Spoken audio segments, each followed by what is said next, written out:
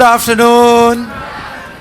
तो हमने डिस्चार्ज वाला टॉपिक स्टार्ट किया था। डिस्चार्ज मतलब contractual obligation and right come to an end. Discharge के अलग अलग मेथड्स है। मेथड नंबर 1 हमने जो पढ़ा, लैप्स ऑफ टाइम। अगर कोई भी डेट 3 साल से ज़्यादा हो गया तो कोर्ट आपकी मदद नहीं करेगा। और अगर किसी के पास आपकी प्रॉपर्टी अटकी हुई है और प्रॉपर्टी रिकवर करने के लिए आपने कोई भी एफर्ट नहीं लिया, कितने साल बेटा, 12 साल या उससे ज़्यादा, तो वो प्रॉपर्टी रिकवर नहीं होगा। इसको हम बोलते हैं लैप्स ऑफ टाइम। जो कोर्ट की मदद लेने का पूरा टाइम पीरियड खत्म हो गया, अब उसके बाद ना राइट बचेगा ना ऑब्लिगेशन। ये हो गया लैप्स ऑफ टाइम। उसके बाद डिस्चार्ज बाय ब्रीच। ब्रीच के 2 टाइप है, actual breach and anticipatory breach. अगर ड्यू डेट के दिन पर प्रॉमिसर ने प्रॉमिस पूरा करने से मना किया तो प्रॉमिसी भी मना कर सकता है और दोनों भी अपने अपने ऑब्लिगेशन को कैंसिल कर रहा है और दोनों भी अपने ऑब्लिगेशंस को, राइट्स को एंड कर रहा है।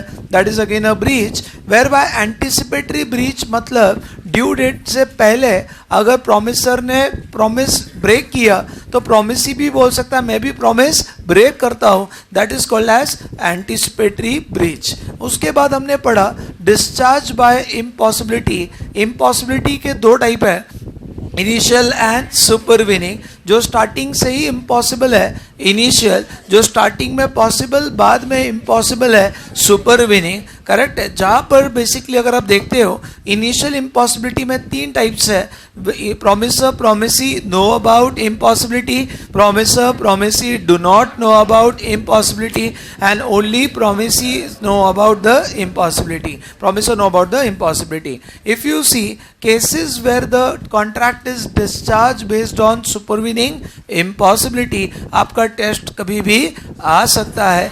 तो बेसिकली अगर मैं बोल रहा हूँ कि cases where the contract is discharged on which grounds, when the goods are destroyed, when the party is no more or incapacity, या third is what, declaration of war, change of law, non-existence or non-occurrence of a particular state or thing necessary for performance of contract। यहाँ तक हो गया?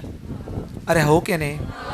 Correct. फिर मैंने आपको बोला कि अगर मैंने एक बंगलो कंस्ट्रक्ट करना है जिसका बेसिकली इसने प्राइस बताया 2.5 करोड़ लगेगा और एक्चुअल उसका कॉस्ट है 2 करोड़, 50 लाख का प्रॉफिट। जब बंगलो कंस्ट्रक्शन स्टार्ट किया तो मटेरियल कॉस्ट, स्टील कॉस्ट सब बढ़ गया, जिसके वजह से कॉस्ट ही 2 करोड़ 60 लाख है और मुझसे 2.5 करोड़ लेगा, 10 लाख रुपए का लॉस। जब कॉन्ट्रैक्ट बना तब प्रॉफिटेबल, बाद में loss. In that case can the party cancel based on supervening impossibility? Yes और नो? कल भी आपने बात किया था, correct. Contract can not be cancel based on supervening impossibility. एक सेकेंड, ठीक है। क्वेश्चन चेंज, थोड़ा सा ट्विस्ट चलेगा। ट्विस्ट ये है, मेरे पास एक ऑर्डर आया और उसमें कम से कम 1 करोड़ का मटेरियल मुझे बना के देना है। मुझे उसमें प्रॉफिट है, 80 लाख मेरा खर्चा है, 1 करोड़ में मैं पैसा लूँगा, 20 लाख का मेरा प्रॉफिट है। समझे मेरी बात? और कम से कम 50 लेबर लग रहे हैं। अब यहाँ से हुआ क्या, लेबर सब स्ट्राइक करके भाग गए, हमारी मांगे पूरी करो, इनकलाब जिंदाबाद, लेबर यूनियन, ये वो, ठीक है। मतलब they are not ready to work. वो धरना पे बैठे, वो अपनी जगह पर एक क्या बोलते हैं, एजिटेशन या जो भी एक फॉर्म है, you know, they are not ready to work. Factory के बाहर मोर्चा लगा के बैठे। अब मैं उनको रिक्वेस्ट कर रहा हूँ कि भाई तुम्हारे जो मांगे हैं हम बात करते हैं, बट मुझे अभी 5 दिन ही टाइम है, मेरा ऑर्डर कंप्लीट करना है। और अगर ऑर्डर कंप्लीट नहीं हुआ तो सामने वाला पार्टी 30 लाख रुपीज में से डैमेज ले सकता है। उसने पहले ही कॉन्ट्रैक्ट में डाल दिया था, इट वॉज अ पेनल्टी। बोले नहीं सर, हमारी मांगे पूरी करो, हमारी मांगे पूरी करो। अब उस चक्कर में मेरा ऑर्डर कंप्लीट होने के चांसेस कम है। मैंने सामने वाले को फोन किया कि यहाँ पे सारे के सारे लेबर स्ट्राइक पर है, मैं अकेला बैठा हूँ एज ए ओनर, कोई भी आने को रेडी नहीं। और अब यहाँ पर मैं कॉन्ट्रैक्ट पूरा नहीं कर सकता। सपोज मैं सेलर हूँ और वैष्णवी इज बायर। इसने 1 करोड़ का मटेरियल मेरे से लिया है और मेरे लेबर्स जो काम करने वाले हैं सब स्ट्राइक पे हैं, समझे मेरी बात। और एक तरह फैक्ट्री में एक झाड़ू मारने वाला बंदा भी नहीं, समझे मेरी बात। और अब यहाँ पर मैं इसका ऑर्डर कमिट नहीं कर पा रहा हूँ, कंप्लीट नहीं कर पा रहा हूँ। मैंने इसको फ़ोन किया और बोला कि I can not complete order. बोले मुझे नहीं मालूम, मुझे ऑर्डर पूरा चाहिए। She filed a case on me to recover the order. I am arguing in the court of law कि माय लॉर्ड, जब कॉन्ट्रैक्ट लिया सब लेबर काम पे थे, पॉसिबिलिटी 1 करोड़ का मटेरियल देना है, बट अभी जब कॉन्ट्रैक्ट पूरे करने की बात आई तो लेबर सब के सब स्ट्राइक पे है। मैं जानबूझ का नहीं कर रहा हूँ, ये सुपरवीनिंग इम्पॉसिबिलिटी आ गई। जब कॉन्ट्रैक्ट बनाया तब सारे लेबर थे बट अभी नहीं है। तो मैं आर्ग्यू कर रहा हूँ, एक तरफ गुड्स डिमांड किया जा रहा है, एक तरफ मैं बता रहा हूँ कि सुपरवीनिंग इम्पॉसिबिलिटी आई है। जज किसका साइड लेगा, बायर या सेलर? सोच के आंसर। कितने लोग बोलते बायर, बायर बायर तो सब। कितने लोग बोलते हैं सेलर? और कितने लोग बोलते हैं ना घर के ना घाट के, बाबा जी का टुल्लू कौन है ऐसे करते टुल्लू? अरे मैं नहीं हूं, मैं आपको बोल रहा ऐसे करने का, देखना है लेकिन मेरे को देख रहा है ऐसा। बोलो who will win the case? Buyer वाले शायद ज्यादा दिख रहे, बायर वाले हाथ ऊपर करो, थोड़े और बढ़ा दिए बहती गंगा में। और कितने सेलर के साइड पे? सेलर के साइड के भी है लोग, और कुछ लोग किसके भी साइड पे ना, आम्हाला काय करायचं, बायर सेलर बघणार आम्हाला काय? अरे तुम्ही कन्सल्टंट आहे, तुम्हाला सांगायला लागेल जे पण आहे, समझे क्या मेरी बात? हंसो मत रे बेशर्मो, हाँ सुनो। ए चकना बोलो। Akshada what is answer? Buyer will win. Ruchi what is answer? Buyer will win. Pritesh what is answer? Buyer will win. Akshay 2 what is answer? ए ढोकले, हाँ पीछे क्या बात कर रहा? वड़ू will win the case, buyer will win the case. Seller वाले किधर गए? एक मिनट, सेलर के साइड कौन कौन था बेटा? अभी भी सेलर के साइड कुछ लोग हैं, बाकी पलट गए बेटा। हाँ वीरू बोल। Seller, Y seller? इम्पॉसिबल है। अच्छा यहाँ पे लेबर स्ट्राइक पे है, पिकनिक पे नहीं गए। पीछे से हाथ ऊपर आया था बेटा ब्लू, हाँ यहाँ पे ये भावेश, भावेश बोल। सेलर ना भाई, क्यों ऐसा, तू मेरे साइड क्यों है? हाँ इंटेंशनल नहीं है, बात तो सही है। वापस से वोटिंग। बायर वाले कितने लोग हैं हाथ ऊपर? सेलर वाले कितने लोग हैं हाथ ऊपर? थोड़े हाथ सेलर के बढ़ गए। कुछ लोग ना हाथ को तकलीफ देने ही नहीं चाहते हैं,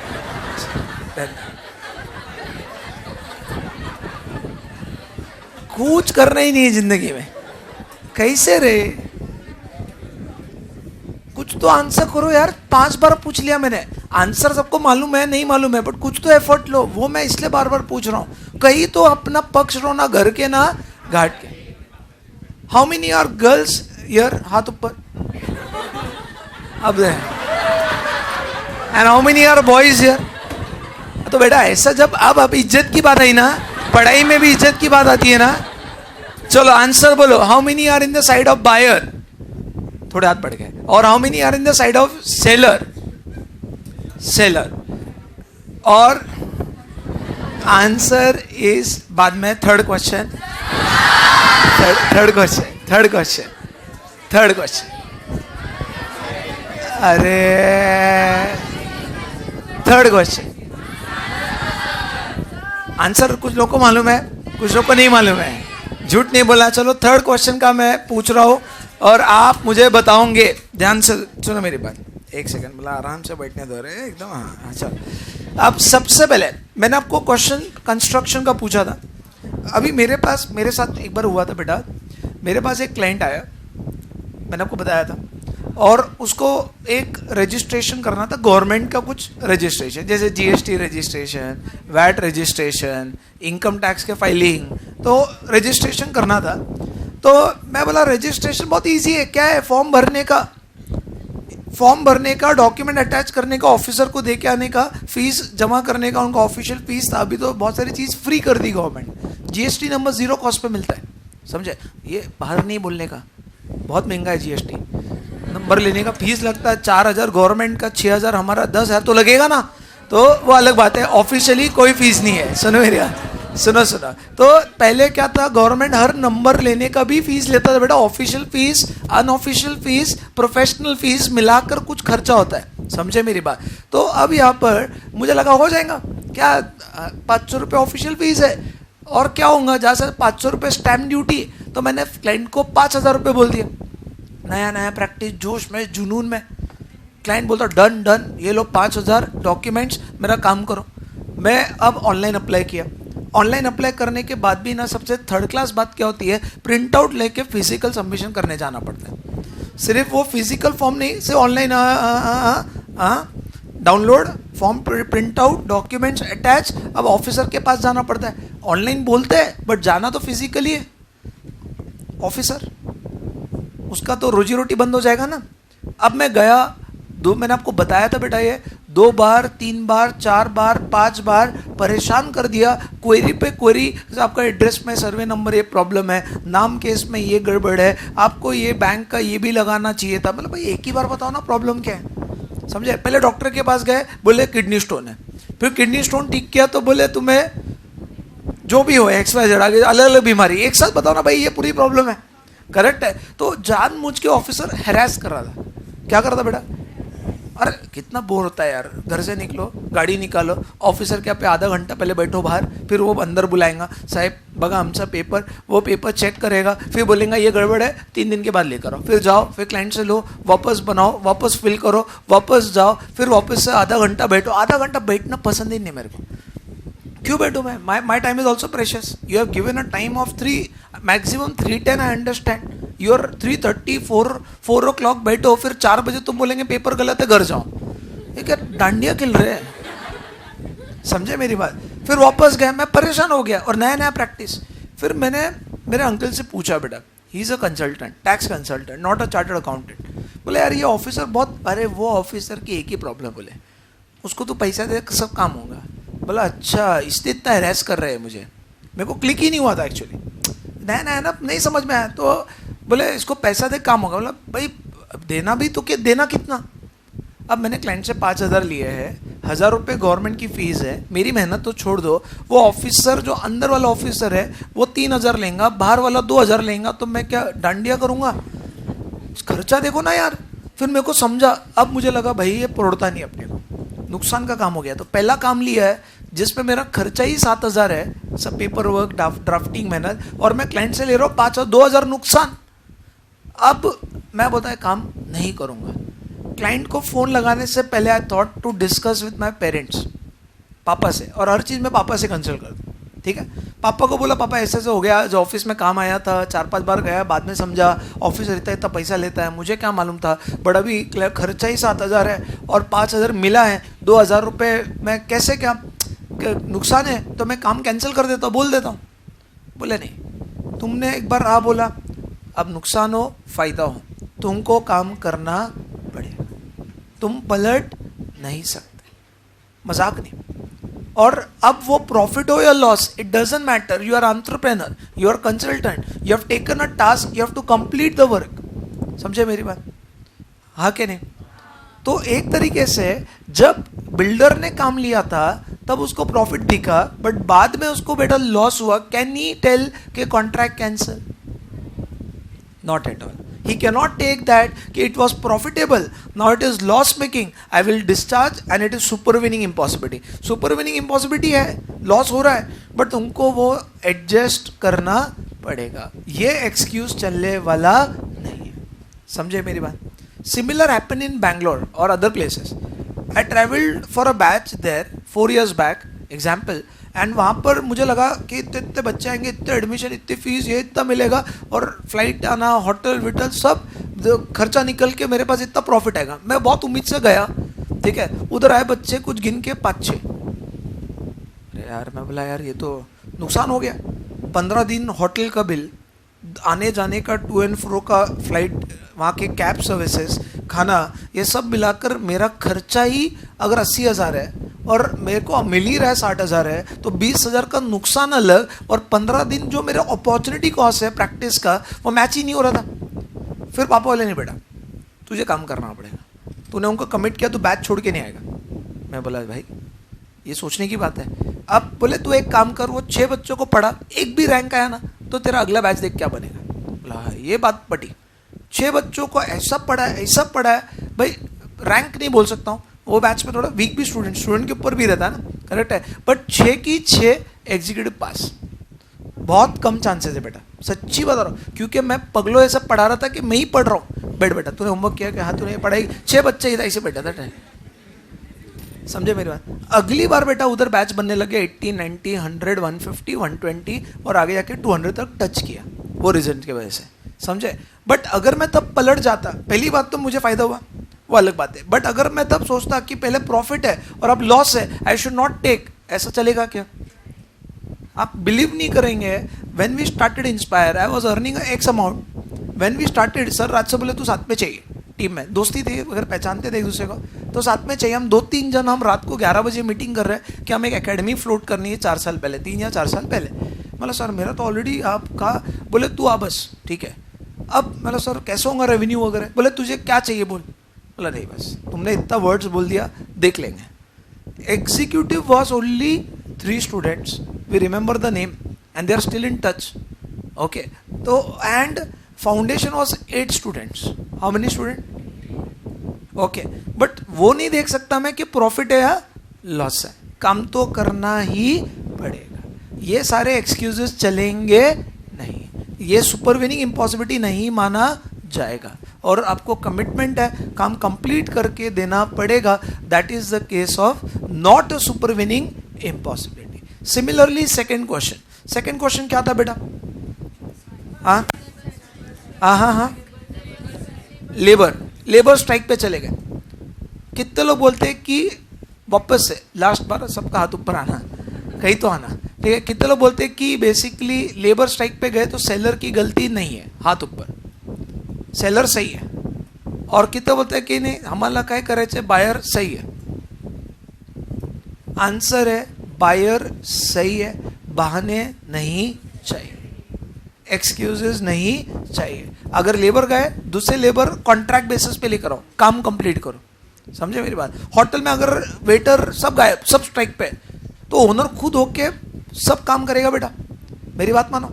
मैंने देखा है ऐसे ऐसे क्लाइंट देखे हैं या बेसिकली रेस्टोरेंट देखे हैं कि जहाँ पर ओनर इतना डेडिकेटेड रहेगा, restaurant business is like you believe what a fantasy, वो क्या मजा है, रेस्टोरेंट है बट मेहनत बहुत है। मैंने देखा है, मतलब मैंने एक्चुअली स्टूडेंट्स की भी अपने इसमें देखे, मतलब दूर आउट स्टेशन है, बहुत सारे लोग कभी ट्रैवल कर रहा तो मैं उधर गया हूँ, तो उनके पेरेंट्स जब मिलते हैं इतने सॉफ्ट रहते हैं ना बात करने में, उनको समझ में आता है, वेरी हार्ड वर्किंग, उन्होंने बहुत मेहनत करके उस चीज़ को, बिजनेस को इस्टेब्लिश किया, समझे मेरी बात। तो कभी कभी तो खुद ही काम कर लेते बेटा, can they give a excuse कि सॉरी आज कोई काम पे नहीं, शेफ काम पे नहीं है, तुम्हारा काम नहीं होगा, जाओ। नहीं, काम करना पड़ता है। अगर लेबर नहीं है आप कॉन्ट्रैक्ट बेसिस पे लाओ, नहीं है आप खुद काम करो। मेरे साथ भी हुआ है, जैसे एम्प्लॉयज अगर कभी कभी डिच मार लेते हैं कि काम पे नहीं आ रहे, 5 दिन हो गए मास बंक की, तो क्या ऑफिस बंद करूंगा क्या मैं? रात को बैठ के एक्स्ट्रा काम करना पड़ता है, नहीं हुआ तो फ्रेंड का हेल्प लेना पड़ता है। एक बार तो मजाक नहीं, मेरे फ्रेंड को ना स्टोरी बता दो, सच्ची बता दो, जरा फालतू मूवी गए थे हम लोग, मेरे को याद नहीं है, और वो एकदम फालतू थिएटर में गए थे, वही बताता हूँ, एक सेकंड, याद नहीं आ रही मेरे को मूवी जो भी था। और वो एक थिएटर है इधर लक्ष्मी रोड पे, हाँ अलका नहीं रे, अलका इधर है एकदम थर्ड, हाँ विजय टॉकीज। मैं बता रहा क्या हुआ, हाइट बता था। अभी कैसा मैं टीचिंग वेटरनिटी में हूँ, अभी एक दोस्त था, वो मूवी एकदम फालतू थी, तो बोले मेरे को, अभी हम बैठे थे कैंप में, ठीक है बेटा सच्ची बता रहा हूँ, and that time it was LBT, local body tax, LBT चलता था। तो मेरे पास कुछ क्लाइंट्स का लास्ट डेट था LBT फाइलिंग करने का, तो मेरे फ्रेंड्स एकदम कभी नहीं बोला मिलना है, मतलब मिलना है, मतलब देख भाई मेरा काम है, मैं तुमको सिर्फ आधा घंटे मिलने आ सकता, मेरे रिटर्न्स बाकी है। तो हम चले गए कैंप में मिलने के लिए। अब बोले नहीं यार तू अब मत जा, एक काम कर, मतलब नहीं यार मैं रिटर्न्स बाकी, have to complete my client work. बोले हम करते तेरा काम। उधर रेस्टोरेंट में 4 दोस्त बैठ के मेरे फॉर्म्स और लैपटॉप लेके काम कर रहे हैं। बोले तुम इतना डेडिकेटेड है, बोले तेरे साथ मूवी देखने की है। मैं बोला कौन सी मूवी? अब वो प्लानिंग कर रहे थे कुछ 8-9 का शो, मतलब पॉसिबल ही नहीं है, काम ही खत्म नहीं होगा, 9:30 तक तो खत्म नहीं होगा। तो उनको 10 बजे का शो दिख गया, बेटा कौन सा टॉकीज वो, विजय टॉकीज, तो उनको देखनी थी और मेरे साथ ही देखनी है। और ऐसा था कि कुछ भी हो जाए देखनी है, मूवी इतनी भारी नहीं तो पैसे भी नहीं लगाना है, और वही शो अवेलेबल था वहाँ पर। तो मुझे मालूम नहीं था वो थिएटर विजय टॉकीज नाम का कोई है, समझे मेरी बात। तो उधर बैठे बैठे फटाफट चलो चलो जल्दी जल्दी जल्दी जल्दी जल्दी जल्दी ऐसा करके बोला बस इधर ही थिएटर में। बोला अभी आईनॉक्स ले जाएंगे, वहाँ से जा क्या होंगे यहाँ वहाँ वहाँ। मैं बोला कहाँ लेके जा रहे हैं? अब लेकर गए विजय टॉकीज, रात को 10 बजे का शो, 3rd क्लास मूवी। उसमें मैंने बताया था आपको, ब्रेक जैसा हुआ ना, ब्रेक एकदम सादा थिएटर, एकदम ऐसे चूहे वगैरह नीचे आएंगे, मजाक नहीं। अब मेरे को इतना मतलब नहीं क्या, उन्हें बैठ के अभी मेरा रिटर्न कंप्लीट किया तो दोस्त ने इतने लिए अपने एफर्ट लिया तो जाना पड़ेगा, मुझे नहीं मालूम कहाँ लेके जाएंगे, मस्ती में लेकर गए। जैसे ब्रेक हुआ बाहर है तो 2 स्टूडेंट देख रहे, सर आप इधर। मेरा दोस्त साथ में खड़ा, बात कर तू आया मैं आया। अब वो भी सोच में पड़ गया कि मोहित सर ये थिएटर, अभी वो अपना भाई बैचलर्स लाइफ में कैसा, जो स्टूडेंट लाइफ में पैसा बचाना पड़ता है, जो बहुत ही गरीब बेटा सोच सोच के जाएंगे। मैं अंदर चुपचाप गया, बैठा, मूवी जैसे खत्म हुई भागा बाहर पहले मैं, समझे मेरी बात। मतलब व्हाट हैपेंस कि कहीं ना कहीं चीज़ें होती है एक तरीके से। तो एनीवेज मैं क्या बोलना चाह रहा हूँ कि अभी मेरे पास काम बाकी था, बट मैं क्लाइंट को एक्सक्यूज दे सकता क्या, स्टाफ नहीं आ रहा है मैं काम नहीं करूँगा, तुम्हारा रिटर्न तो पेनल्टी भरो, नहीं, एक्सक्यूज नहीं चलेगा। तो लिखो बुक में। कहीं गए कि विजय टॉकीज नहीं गए ना, एक बार एक्सपीरियंस करो, जाके आना। अरे करने का लाइफ में सब जगह जाने का बेटा, सब सीखने का। लिखो प्लानिंग मत करो मूवी का भी, लिखो सब अपने अपने चर्चे में। लिखो contracts where contracts, new heading, contracts are not discharged, contracts are not discharged on the grounds of supervening impossibility. Contracts are not discharged on the grounds of supervening impossibility. Contracts are not discharged on the grounds of supervening impossibility. Contracts are not discharged on the grounds of supervening impossibility. Yes, ये reasons है, सुपरविनिंग impossibility भी रहेगा but contract discharge होने वाला नहीं है। अगर strike lockout है, सुपरविनिंग इम्पॉसिबिलिटी है, जब कॉन्ट्रैक्ट किया तब लेबर थे बट अभी नहीं है, बट कॉन्ट्रैक्ट कंटिन्यू है, डिस्चार्ज कंटिन्यू, डिस्चार्ज होने वाले नहीं है। करेक्ट है बात। तो रीजन नंबर 1 मेरे साथ चलो बेटा, स्ट्राइक्स लॉकआउट्स, मतलब बंद हो गया business, strikes lockouts, strikes lockout, lockout मतलब बिजनेस शटडाउन, कंपनी लिक्विडेट कर दिया तो पुराने कॉन्ट्रैक्ट भी पूरे करने पड़ेंगे। Strikes lockouts and civil disturbance, local disturbance, civil disturbance, pause या बंदी कर देना, शटडाउन कर देना, समझाता हूँ। Strike lockout and civil disturbance. अभी एग्जाम्पल है कि मेरे पापा ने ना बिजनेस बंद किया, बट बंद करने से पहले उन्होंने एक टेंडर फिल किया था 12 महीने का, तो बिजनेस बंद भी किया बट वो टेंडर उनको अभी भी पूरा करना पड़ेगा। बिजनेस शटडाउन हो गया वो रीजन नहीं हो सकता। Strike lockout and civil disturbance. Civil disturbance, मेरा एक क्लाइंट है जिसको लोकल जो रेसिडेंशियल है, ये लोग इसके ऊपर बार बार पुलिस कंप्लेंट कर रहे हैं कि यहाँ पर ये फैक्ट्री नहीं चला सकता है, ये यहाँ पर काम नहीं कर सकता है, लोगों को यहाँ पर डिस्टर्बेंस है, कोई प्रॉब्लम नहीं है बट सिर्फ जेलेसी फैक्टर है।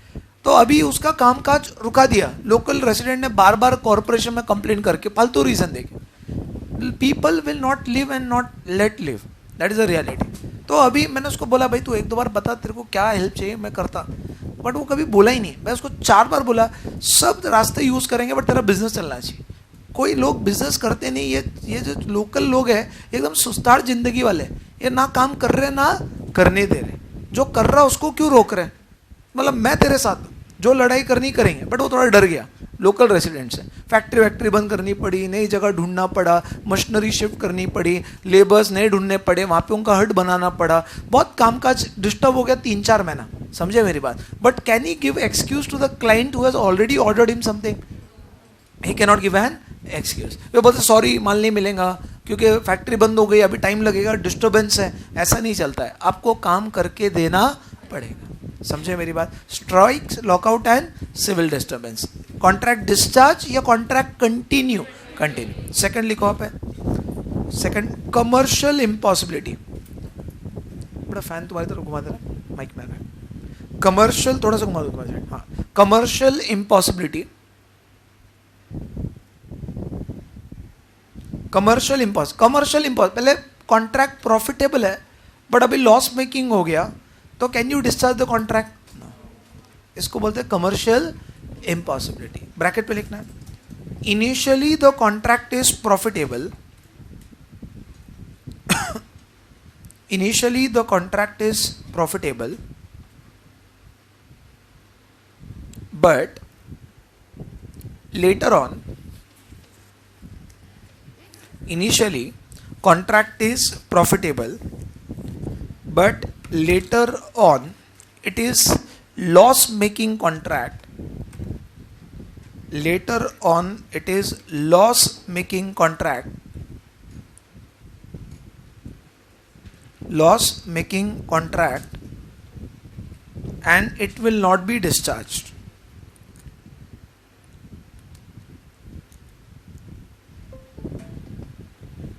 It will not be discharged.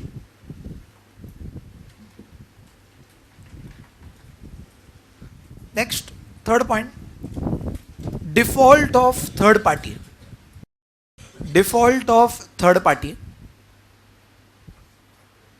Default of third party है ना? Default of what? Default of third party क्या है? एग्जाम्पल है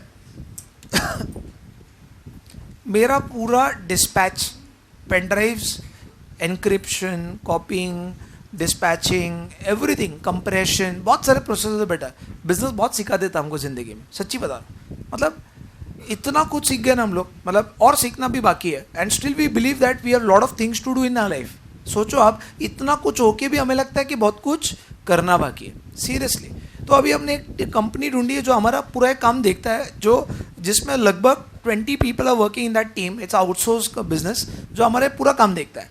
अब हुआ क्या, एग्जाम्पल के तौर पर कल उठकर मेरे स्टूडेंट का कुछ बुक्स या पेन ड्राइव नहीं पहुंचा, तो कैन आई टेल सॉरी, मैं क्या कर सकता हूँ, मेरा वेंडर एड़ा है तो उसकी गलती, तो मैं कुछ नहीं कर सकता हूँ। Can I put my burden और put my duties on him? भले वो रिस्पॉन्सिबल है बट मेरा डायरेक्ट कॉन्ट्रैक्ट स्टूडेंट के साथ हुआ है, करेक्ट है? तो बोले sir that's not my problem. Fact बात है, बोलना भी चाहिए उसको, अगर थोड़ा सेंस भी होगा तो, करेक्ट है? That's not my problem, I purchased, I should get in 5 days but I did not get yet, I can not give an excuse.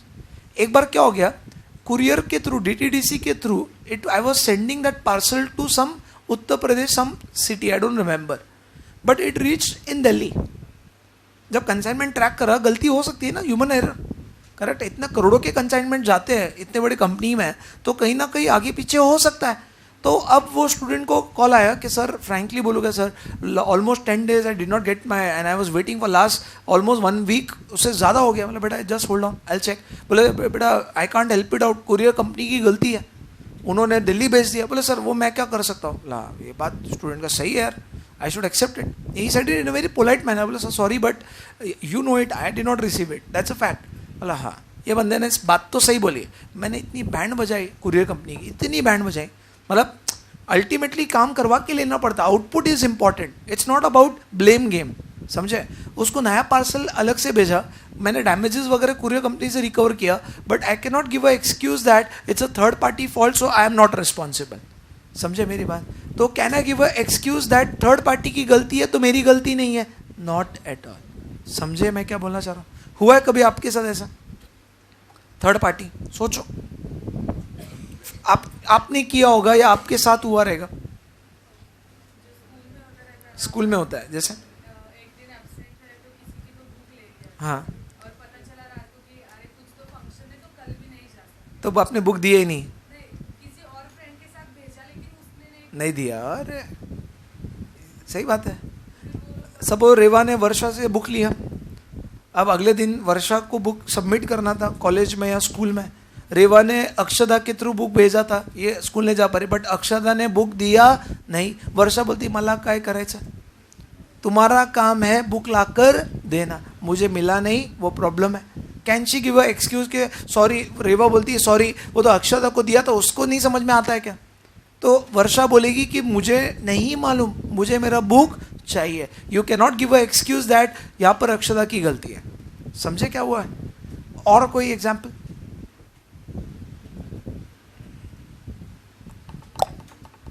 So tough. हाँ बोलो बसंती बोलो. पार्सल आने वाला था, कहाँ से. दिल्ली से. पैसे वैसे का नहीं ना पार्सल, कुछ रहेगा तो नहीं आया.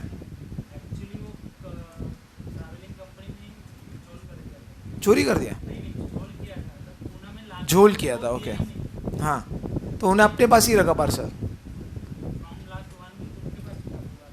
तो फिर अभी तुमने किससे पार्सल मंगाया था. दिल्ली से मंगाया था. ट्रांसपोर्ट कंपनी का गड़बड़ है.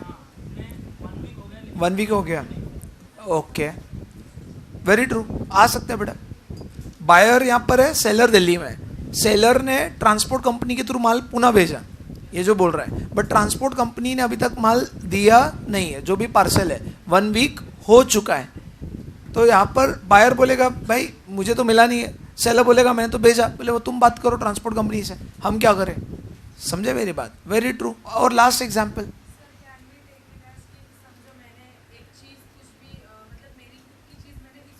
Okay you have given your goods to Varsha. हाँ होता है. Very true. ये होता है ना, अपन किसी की चीज़ यूज़ करते हैं, घर पे किसी ने उसकी वाट लगा दी, फिर अभी आपको लगता है भाई क्या बोलने का. ऐसा होता है. वेरी ट्रू, करेक्ट है. तो एनीवेज थर्ड पार्टी का एक्सक्यूज दे सकते हैं कि नहीं दे सकते.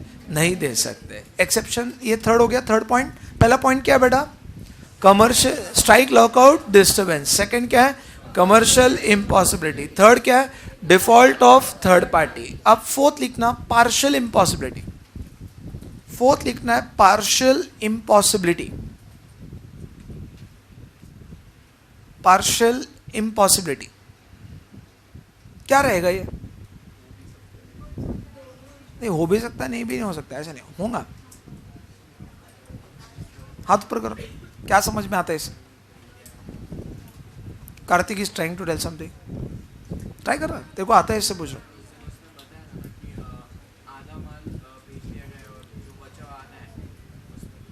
तो फिर क्या होता है. आधा भेजा आधा नहीं.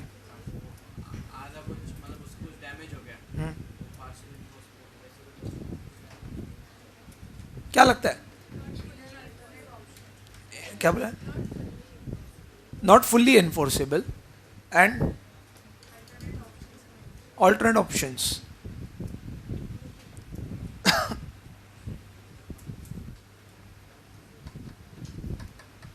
अभी क्या हो गया. मेरे को एक क्लाइंट मिला MIDC भूसरी, बहुत दूर हो जाता है. मेरे तो दूर हो जाता. तो मैंने उसको बोला कि भाई तुम्हारा अकाउंटिंग करना है और GST का काम करना है. Okay accounting and GST.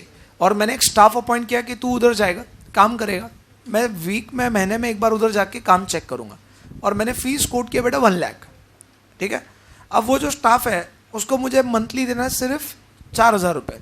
Okay मतलब एवरेज कॉस्ट. वो बहुत सारे काम करेगा, मेरा पैकेज लेगा 15-20 हज़ार. बट वो काम का मैंने टाइम, मैं सब टाइम शीट पे काम करता हूँ बेटा.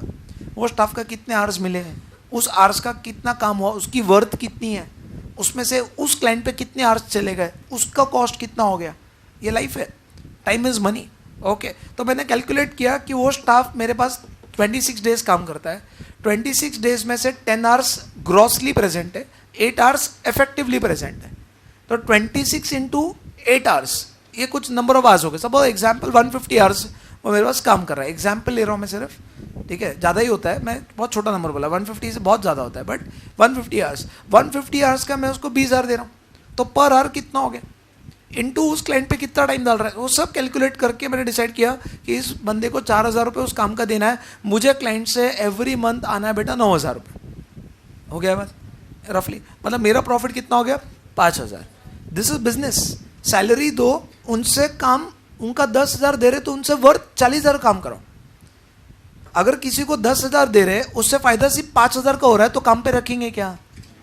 बट 10,000 देकर अगर मुझे 20,000 30,000 मिल रहा है तो मैं उसको 10,000 दूंगा। Give and take policy. आप आपका वर्थ खुद क्रिएट कर सकते हो, समझे मेरी बात? अगर आपको सैलरी ज़्यादा चाहिए या पैसा ज़्यादा चाहिए तो वितना वर्थ वैल्यू क्रिएट करो, समझे मेरी बात? नंबर ऑफ आवर से मैटर नहीं करता है, आपने कितना वर्थ ऑफ वर्क क्रिएट किया वो मैटर करता है। अगर एक क्लाइंट है और एक स्टाफ है इतना काम करता है, वो कम से कम मेरे 5 लाख रुपए वाले क्लाइंट्स को हैंडल कर लेता है और मुझे उसको अगर 20,000 रुपये महीना देना है इनटू मतलब 2.5 लाख देना तो मैं दे दूंगा। बट एक स्टाफ एकदम ढीला ढक्कन 7-8 हज़ार का भी उसको दिए तो भी मुझे अफसोस होता है इसको पैसे क्यों दिए यार, इससे तो कुछ फायदा भी नहीं हुआ। फायदा मतलब ऐसा नहीं है, I have to calculate everything ना, करेक्ट है? तो वो स्टाफ को मैंने बोला तुझे 4,000 मिलेगा, तुझे जाना है, मुझे हर महीना 9,000 आएगा, 9 में से मैं 4 दूंगा, 5 अपने पास रखूंगा। अब वो स्टाफ क्या हो गया, बेसिकली जाता था अकाउंटिंग करता था, ओके, और अब क्या हो गया, जीएसटी के साइड सपोज एग्जाम्पल बंद हो गए तो हमने दोनों काम करना है, इनकम ये अकाउंटिंग प्लस जीएसटी। तो क्लाइंट बोला सर आपकी फीस सिर्फ 50,000 ही होंगी, जीएसटी का काम तो हो नहीं रहा है। तो मैं बोला सर मेरे को तो एक काम करो, पार्शली पॉसिबल है अकाउंटिंग करना पॉसिबल है और पार्शली पॉसिबल नहीं है जीएसटी का काम करना पॉसिबल नहीं है। सर कॉन्ट्रैक्ट कैंसिल, मेरे को काम ही नहीं करना क्योंकि मैं कैलकुलेट कर रहा कि मुझे 4,000 देना 4,000 मिलना, तो मैं तो काम नहीं करूंगा, मैं मेरे मन का बोल रहा हूँ। तो मैंने बोला कॉन्ट्रैक्ट कैंसिल। बोला नहीं सर आपने कमिट किया था अकाउंटिंग प्लस जीएसटी, अब अकाउंटिंग कर सकते हैं तो अकाउंटिंग के लिए स्टाफ भेजो। Can I give a excuse that whole contract is discharge? No, समझे मेरी बात? मुझे फिर भी पार्शियल कॉन्ट्रैक्ट करना पड़ेगा, अकाउंटिंग का काम करके देना पड़ेगा, भले जीएसटी का काम पॉसिबल नहीं है, समझे मेरी बात? अगर 2 काम है जिसमें से एक पॉसिबल एक इम्पॉसिबल, वो एक इम्पॉसिबल के चक्कर में पूरा इम्पॉसिबल कर सकते हैं क्या? पार्शियल पॉसिबल करके देना पड़ेगा। क्लियर हो गया? यस और नो? करेक्ट? तो लिखो आप पे पार्शियल इम्पॉसिबिलिटी के बाद last point, difficulty of performance. Difficulty of performance, difficulty of performance. Raw material available नहीं है, ऑर्डर लिया बट ठीक है बट मिलने में दिक्कत हो रही है, कुछ ना कुछ बहाने दे रहे हैं आप, डिफिकल्टी इन परफॉर्मेंस, तो can that is not allowed. एक बार वाइंड अप करते हैं क्या चीज़ था। हमने बेटा स्टार्ट किया था डिस्चार्ज। डिस्चार्ज में 6 मेथड्स है जिसमें से पहला मेथड सबसे सिंपल, लैप्स ऑफ टाइम। 3 साल के बाद आपका डेट का राइट खत्म, डेट का ऑब्लिगेशन खत्म। 12 साल के बाद प्रॉपर्टी का राइट खत्म और प्रॉपर्टी के ऊपर ऑब्लिगेशन खत्म। उसके बाद हमने पढ़ा discharge by breach of contract. Breach कितने हैं? 2। कौन से 2? Actual breach and anticipatory breach. Due date के दिन मना किया तो एक्चुअल, और ड्यू डेट से पहले मना किया तो एंटीसिपेटरी ब्रीच। कैन एक पार्टी मना कर रहा तो दूसरा पार्टी भी मना कर सकता है। उसके बाद हमने क्या देखा? Discharge by impossibility. स्टार्टिंग से ही इम्पॉसिबल है, इनिशियल, स्टार्टिंग में पॉसिबल, बाद में इम्पॉसिबल, सुपर विनिंग। करेक्ट है बात? इनिशियल में कितने टाइप है? 3। promiser, promisee know about impossibility, promiser, promisee do not know about impossibility, and only promiser know about impossible.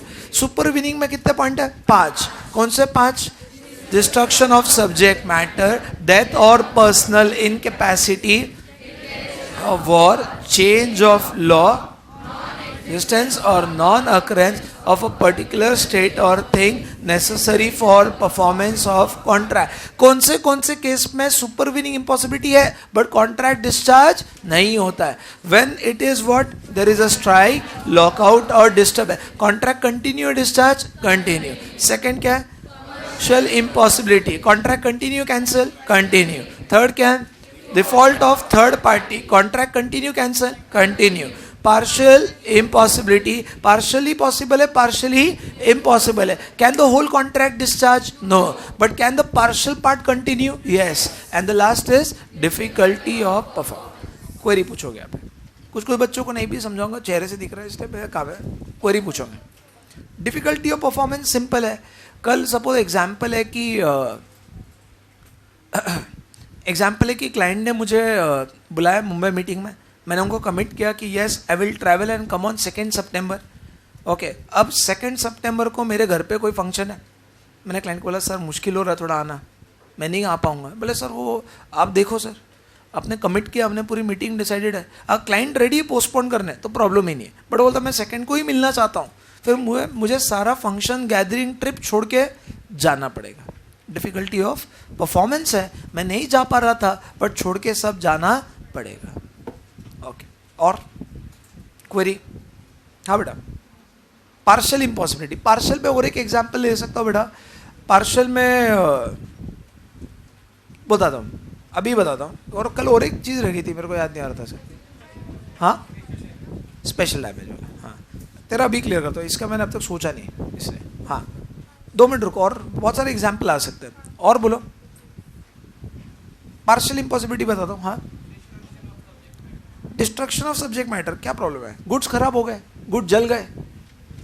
मैंने तुझे कमिट किया कि मेरे फार्म से जितना क्रॉप आएगा, ये मेरे अभी एक स्टूडेंट है, मैंने आपको बताया था, वो धारवाड़ कर्नाटक, वहाँ से उनका मैंगो की खेत है, तो वो हर साल ना मैंगोज लेके आता मेरे लिए। ओके, मतलब एक अच्छा खासा उसका बहुत अच्छा एक अलग अटैचमेंट है, तो हमेशा लाता है। और अभी वो फाइनल पे सीए फाइनल पे बैठा है, तो भी वो अभी भी 4 साल हो गए ऑलमोस्ट, वो नहीं भी मेरे को टच में है, बट वो लेकर जाता है, मिलता है। तो अभी वो कैसा करता है कि मेरे फार्म में जितना भी जून महीने में मैंगोज आएंगे एग्जाम्पल, तो वो सब लमसम में बेचूंगा 2 लाख रुपए में, और खरीदने वाला तो है। बट अभी मई महीने में बाढ़ आ गई, सारे आम खराब हो गए, तो contract continue, discharge, destruction of subject matter. और बोलो,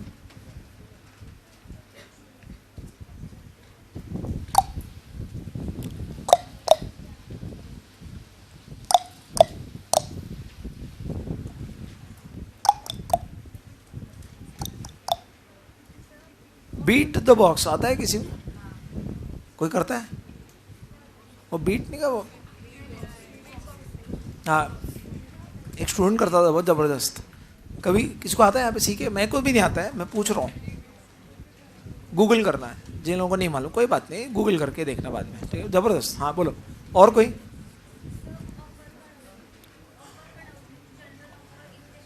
ऑफर रुकना रे, तू कहाँ पर बैठी है, कहाँ गई रे? अपन पहुँच रहे दिल्ली एंड तुम राजस्थान उतर गए, रुको।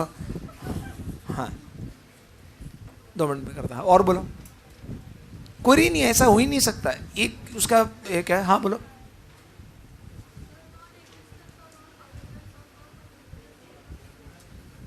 हाँ मैंने क्या एग्जाम्पल दिया बेटा? मूवी का एग्जाम्पल दिया था। मूवी में मैं और आइनॉक्स के बीच में कॉन्ट्रैक्ट हुआ कि मैं मूवी दिखाऊंगा और आइनॉक्स हमें एंटरटेन करेगा, मूवी दिखाकर हम पैसे देंगे। मैंने पैसे दे दिए, बट अभी मूवी रिलीज होने वाली थी, नहीं हुई। जो चीज़ चाहिए कॉन्ट्रैक्ट करने के लिए वो आइनॉक्स के लिए अवेलेबल है या नहीं है? दूसरा एग्जाम्पल लेता, 2 साल पहले शान का कॉन्सर्ट हुआ था पूना में, लक्ष्मी लॉन्च। ओके, तो लक्ष्मी लॉन्च में शान का कॉन्सर्ट हुआ था। और एग्जाम्पल ले रहा हूँ, सपोज पासेज है बेटा, 1000 रुपये टिकट है, पासेज है, ए ढोकले 1000 रुपये पासेज है उस कॉन्सर्ट के, ऐसे 5000 पब्लिक उधर जाने वाला है शान के कॉन्सर्ट। तो आप और वो इवेंट कंपनी के बीच में कॉन्ट्रैक्ट हुआ, इवेंट कंपनी पूरा कॉन्सर्ट ऑर्गेनाइज करेगा और आप लोग उसको यूज एंटरटेन करेगा कहीं ना कहीं इवेंट कंपनी, और आप पे करोगे, ये गिव एंड टेक पॉलिसी। आपका कॉन्ट्रैक्ट शान के साथ हुआ था या इवेंट कंपनी के साथ हुआ? अब शान आने वाला था सपोज फ्राइडे को, थर्सडे रात को बीमार हो गया, तो इवेंट कंपनी को जो कॉन्ट्रैक्ट करने के लिए जो चीज़ें लग रही थी या जो लोग लग रहे थे वो अवेलेबल नहीं है। जब उन्होंने पासेस बांटे तब वो अवेलेबल था, बट जब इवेंट की बारी आई तो ऐसा सिचुएशन आया, the situation is not available to perform the contract. तो इवेंट कंपनी बोलेगा supervening impossible, because the things required to perform the contract is not available. नहीं समझा? समझा? हाँ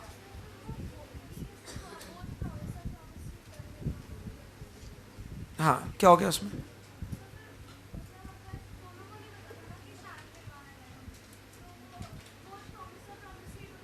वो इनिशियल है ना बेटा, वो सुपर विनिंग है। शान जब पासेस बांट रहे तब सही था। सुन, मैं जब पास बांट रहा हूँ और तभी शान बीमार होने वाला है, ये मुझे मालूम था क्या?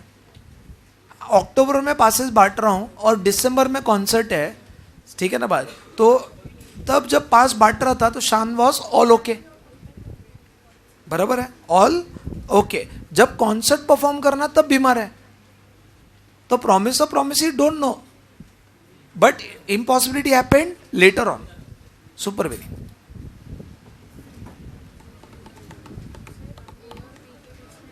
ए और बी के बीच में कॉन्ट्रैक्ट है,